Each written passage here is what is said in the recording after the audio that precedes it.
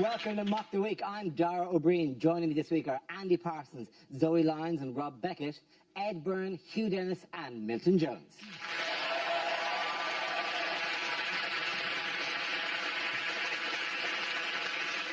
We start with a round called If This Is the Answer, What is the Question? On the board are 6 categories. Zoe, which category would you like? I'm going to go for politics, please. Delightful. Politics is the category. The answer is 2%. What is the question? Is the question, how much of his speeches does Ed Miliband usually remember at conference? Is it how much of Greg Wallace can dance? Is it how many dragons have a tattoo of a girl?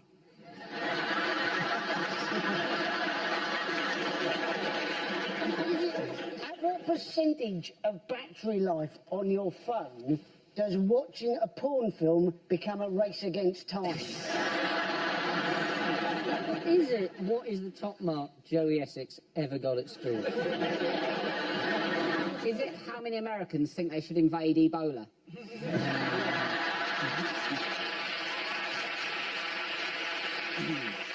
Is it how much DNA does Prince Harry share with Prince William?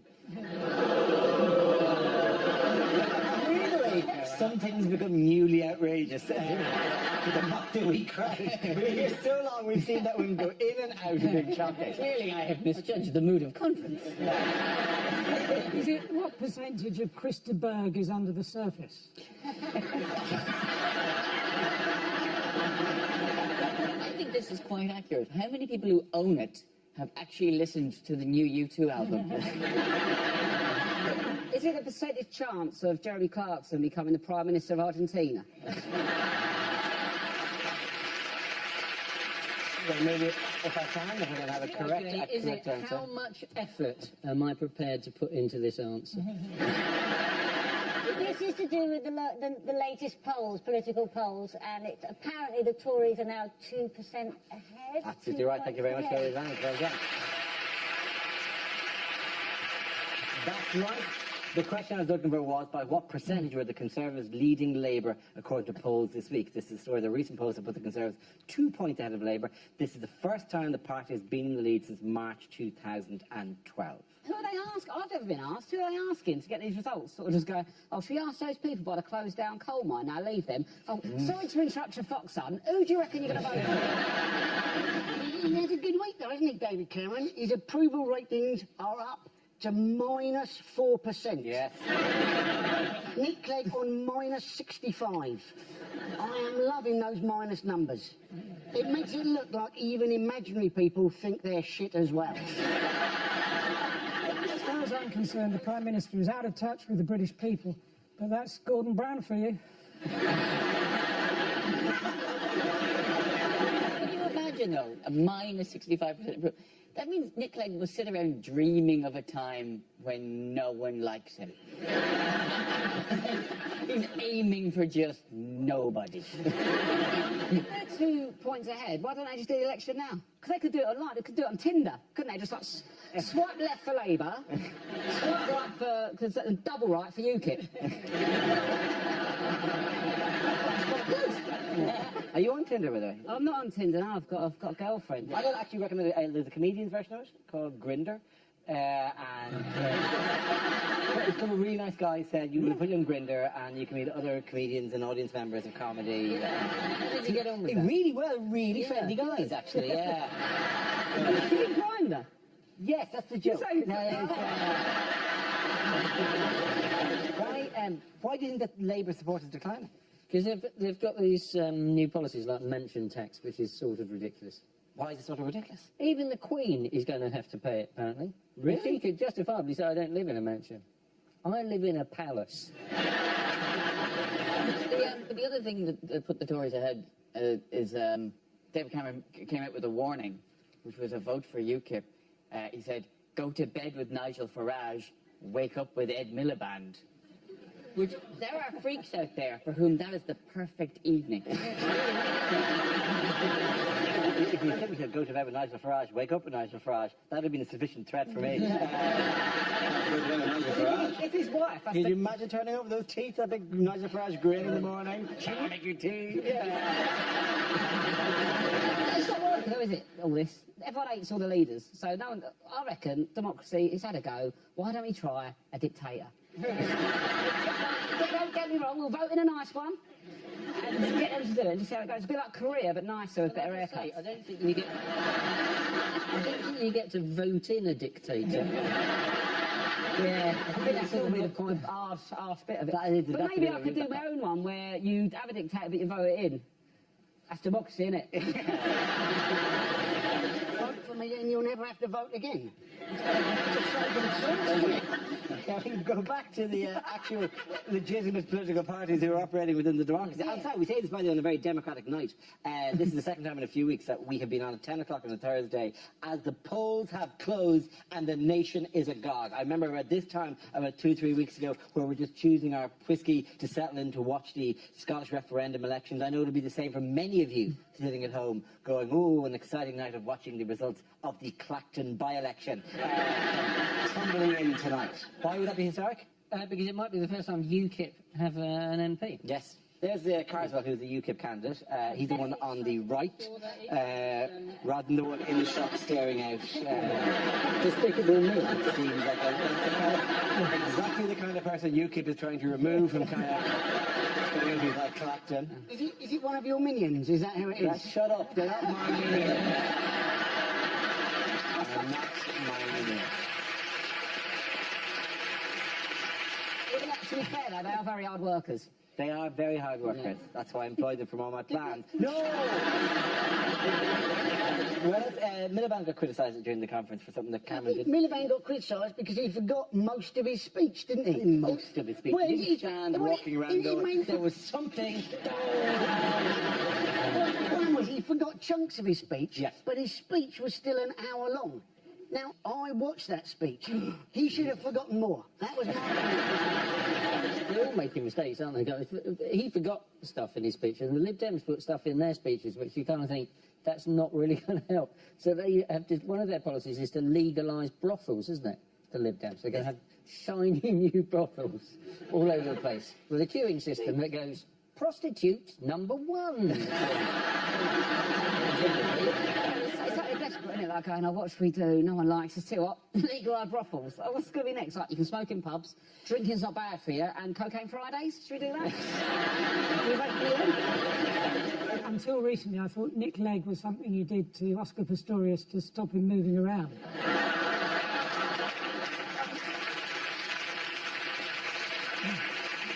In other news, what will rocket scientists attempt for the first time on the 12th of November? Is it to get a girlfriend?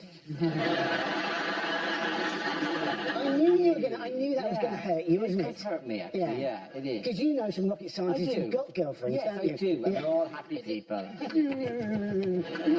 Suddenly turned into step tones. Just a tiny face is slipping now. Is that one of the minions is kicking off? Keep them in check, Darren. Do they know the actual Is correct? this, they're trying to chuck a robot on a comet? Surprisingly, almost exactly what they are trying to do. There are people who've devoted their life to this, who've just gone, we'll put it like that, it doesn't sound like much, does it? They're dropping a small robot onto a comet as it travels at some ridiculous speed. It's an astonishing thing. It's basically the plot of Armageddon, It is. except the comet's not coming anywhere near us. No. You're right, it's an amazing feat of engineering. incredible. You know, getting a small craft to land on a comet 500 million miles away, bang on time. I mean, on this Earth, Southwest trains often can't get a driver on a train.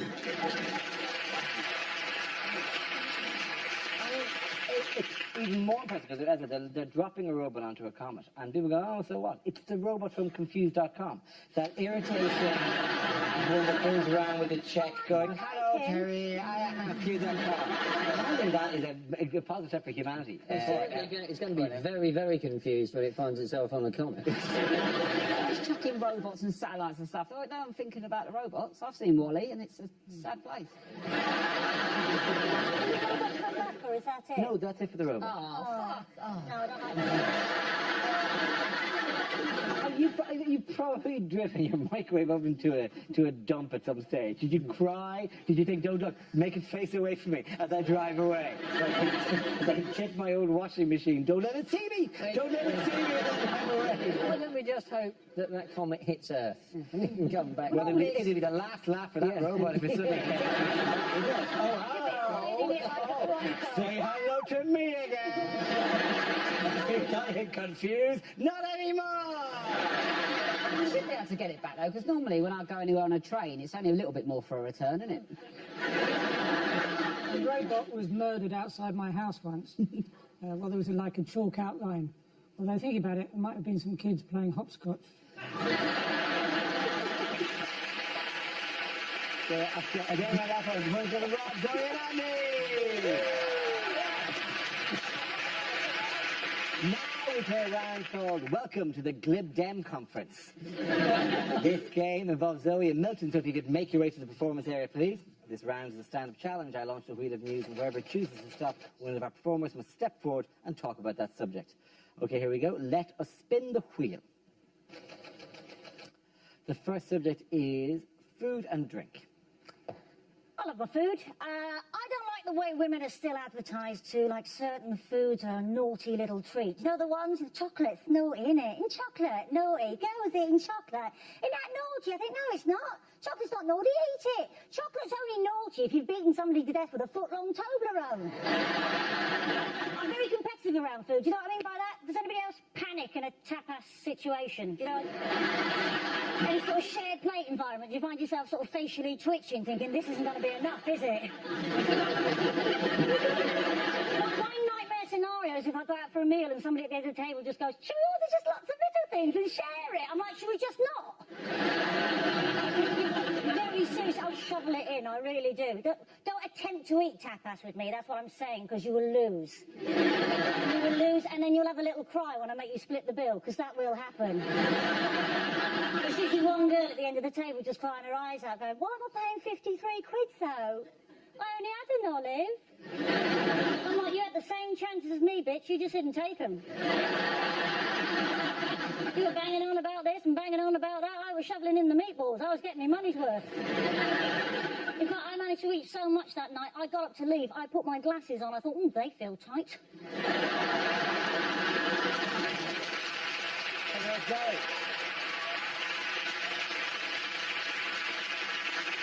Okay, that leaves us with Milton. Let's see what you've been left with. Let's spin the wheel. And the topic is home.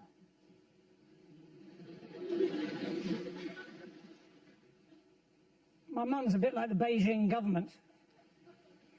When you go round, you only see the nice china.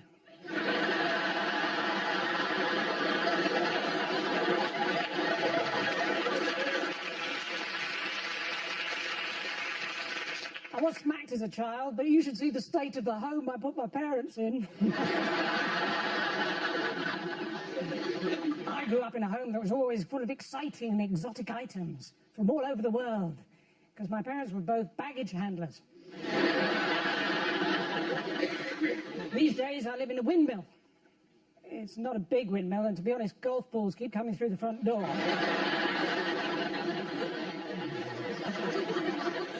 The other day, I lost my doormat. But fortunately, I keep a spare under a giant bunch of keys in the front garden. As a child, I had a medical condition that meant I had to eat soil 3 times a day in order to survive. Lucky my older brother told me about it, really. He later died of massive head injuries. He was hit over the head with a Toblerone. There goes.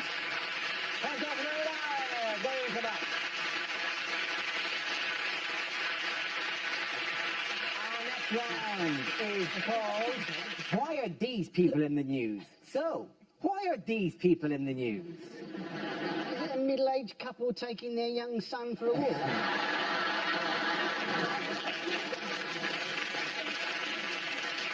I was just thinking, the years have not been kind to McFly. I reckon it's from my favourite TV show from America. It's 2.5 Men, isn't it? Yeah, or 3 men and a baby hasn't been born yet. Is it a low turnout for Twat Pride? So I don't care what the arrow says, we are walking on the left. Does look like the evolution of man in reverse, doesn't it? But I know what the actual story is. Please. Is it Yes. the Top Gear guys chased out of Argentina? Yeah, of course. Thank For you being very much. so Robert. clever. Thank you. Yes, this is Top Gear presented by Jeremy Clarkson, James May and Richard Hammond, who this week were chased out of Argentina by an angry mob. The mob claimed that the use of the number plate H982FKL was an inflammatory reference to the 1982 Falklands War. Now, they denied it.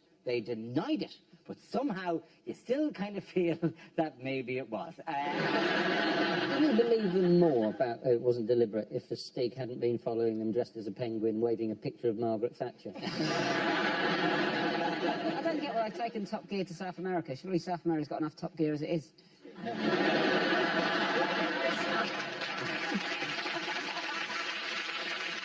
You got to do one proper one, haven't you, now and again? If they're on television, shouldn't they have used one of those blurry number plates? It's so strange now, Top Gear. I remember it used to be about, like, cars. Now it's just like watching a documentary with Dad's mates having a breakdown.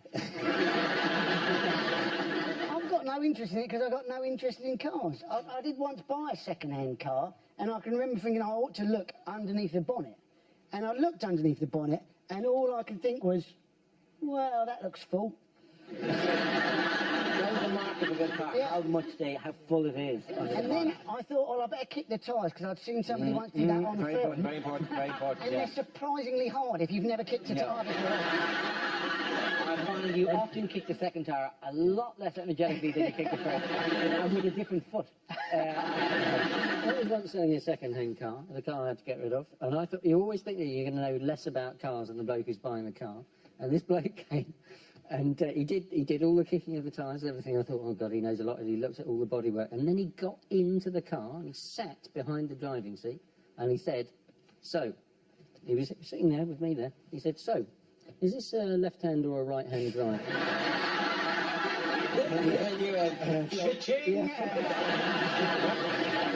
Personalised number plates are a good day. I bought my son one when he was born, but I did have to call him TGH 308F. When you buy a second-hand car, still, every now and again you will see they'll use that strapline, one lady owner. Have you seen that? That makes me cracks me up. Who is this woman? I don't know. It's the word lady as well. It just makes it sound like all of us women just drive around in bonnets with white gloves on with a freshly baked Battenberg steaming away beside us. When I sell the car that I've got at the moment, I'll be able to use that strapline, one lady owner, and I'll tell you exactly what that means. It meant 2 months ago I managed to drive it for half an hour with the handbrake on. That's what it means. You really just hammer it. Yeah. You'll get, no handbrake can hold you. downhill. Honey, you're an independent woman, and no handbrake is going to hold you. I just convinced myself the car in front was having a little barbecue in the back seat. What weird modern day inventions have been in the news this week? There's a bracelet they've invented that shocks you if you don't go to the gym when you said you were going to go to the gym. Yes, it's a wristband, a Pavlov wristband, and it gives you a motivational zap if you haven't. It tells you GPS-wise. It senses that you're in the gym or wherever you said you're going to be, or at the meeting you're supposed to be at, and it gives you an electric shock if you're not. I don't think motivational and zap go together, really. Basically a watch for masochists, isn't it? You know, it's like, oh, I've been a bad boy. Oh, I ain't quite been bad enough. Turn it up a bit more. Well, I wonder if I put this on my penis, how this is going to work. Just make sure you're not down to 2%, you'll be all right. You're saying if you go to the wrong website, it'll give you a little shock so you don't go on the website. Yes, it but does surely do if you that. go on a website that you shouldn't really be on, you just delete history, don't you? I mean, the tricky bit is not deleting history. The tricky bit is then going on all the innocuous websites afterwards so as it doesn't look like you've deleted history. That's the tricky bit, isn't it? History seems to be very empty in this computer. Yeah. I saw you on it all evening yesterday. Yeah, I never touched the I've deleted never history. watched BlackBerry, yeah. Yes. Private browsing, Andy, private browsing. My favourite member of the Army Corps, private browsing. New private browsing, are you on duty again? I certainly am, I shall be protecting you from any inappropriate sites. Private browsing, reporting for duty. Pants down, private browsing. I shall protect your browsing while you shop for gifts for your wife. That is apparently what private browsing was invented for. I love that. Oh, I mean, I'm a private browsing on because I'm shopping for some gifts for my wife. Oh, really? You seem to be buying her pornography. Are you sure this is the gift she particularly wants? Private browsing. Importing for She told me that her favourite film as a child was Double Fist and Fist.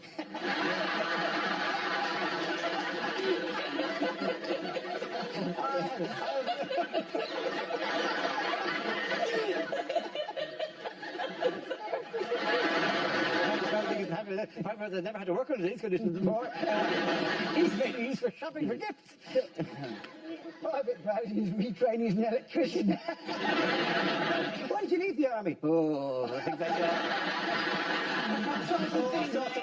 I saw some things in the army. You were there! You were there! You didn't see what I saw! The first casualty of war, my friend. Your private browsing, the first casualty of war is innocence. Private browsing? Good evening, ladies and gentlemen. Feeling Benny Hill. Private browsing. Your service. Madam. Benny Hill would do. No, you know what's it, that paper clip that would appear. It's in the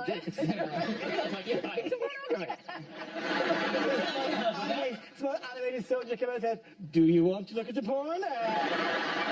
Private browsing can help you with that. I'm amazing yourself here. The last record of a long summer, you know. Literally, I've got to enjoy this because in 3 days' time I'll be going, over the next 12 weeks, 20 candidates will be putting in sugar. Private browsing's going to get some. He's going to get some fucking hammering. I think your penis is going to get some corporal punishment. There'll be some major damage. And general recklessness. What do you Trent and Colonel Abrams?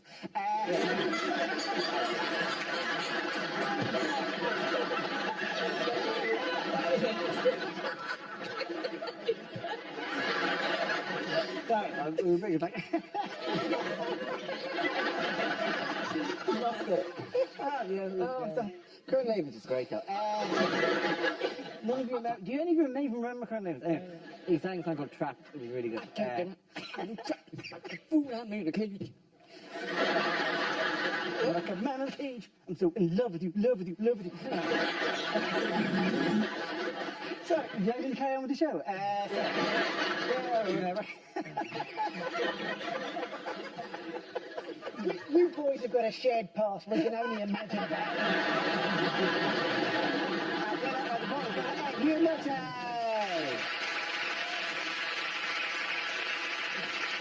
Now we come to scenes we'd like to see, so if everyone can make their way over to the performance area. I'll read out this week's topics and then we'll see what our panelists can come up with. Okay, here we go. The first of it is things you wouldn't hear at a party conference. Willkommen, bienvenue, welcome to the UKIP party conference.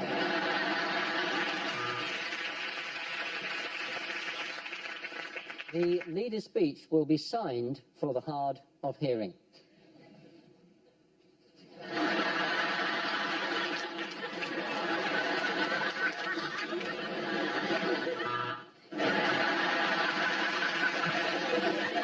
Welcome to the UKIP party conference, and we've picked the most prettiest place we can find. Welcome to Benidorm.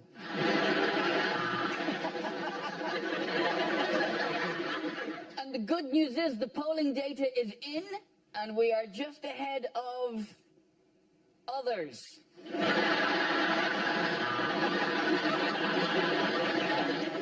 Good news, if you're a small mother, we're going to raise the minimum wage.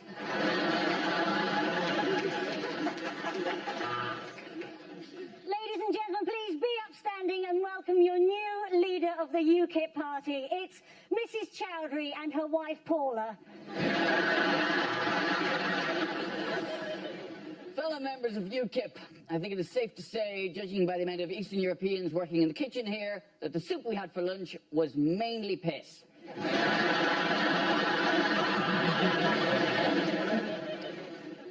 As the Lib Dem leader, I say to you, go back to your constituencies and prepare your CVs.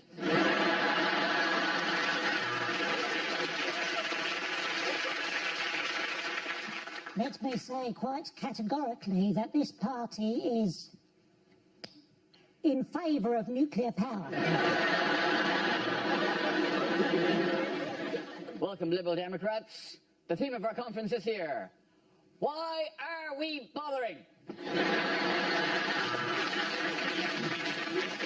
Please come to the stage, your new Prime Minister, Mel B.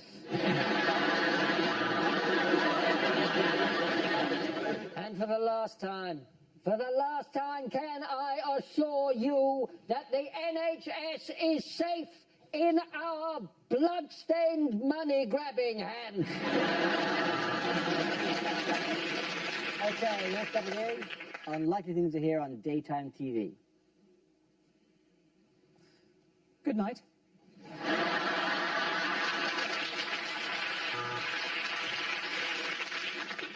Well, welcome back to Dutch Daytime TV. Next up, it's Hash in the Attic. Hello and welcome to The Chase.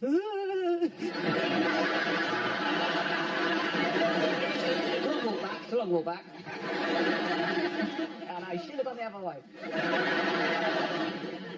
Good evening. Sorry, good afternoon. Forgot how badly my career was going there. Today on 60 Minute Makeover, David Dickinson gets resprayed with creosote again. Thank you for watching this morning. Now put down the vodka, get dressed, and go to work.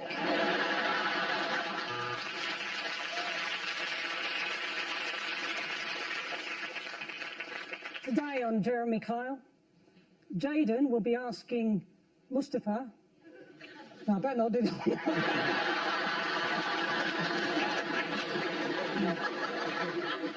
Today's episode of Jeremy Kyle has just been cancelled.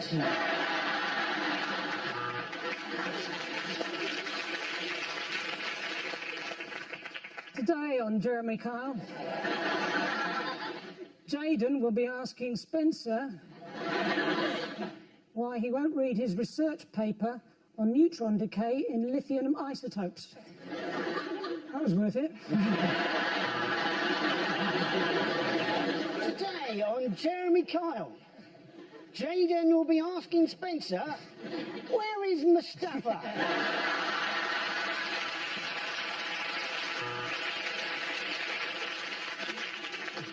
Hello and welcome to Who Do You Think You Are? How dare you? I don't care if you're a 70s DJ.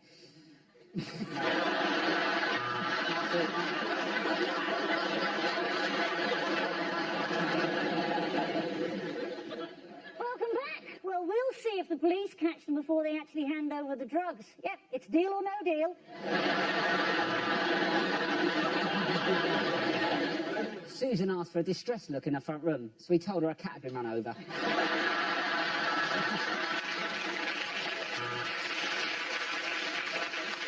You're watching More 4. Next up, I'm gonna go with Come Dine With Me.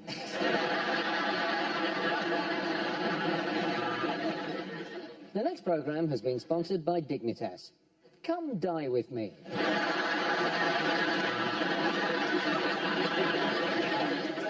and next I'm going to be reading out some of your texts and emails. That's what you get for not locking your phone.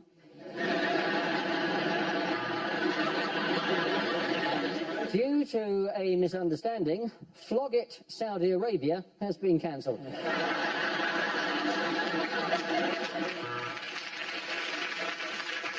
Hello and welcome to Loose Women.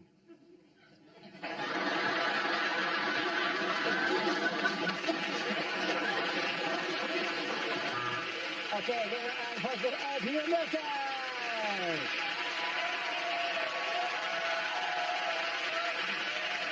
And that's the end of the show. This week's winners are Andy Parton, Zoe Lyons and Rob Beckett. The major ratings are Ed Burke, Hugh Dennis and Milton Jones.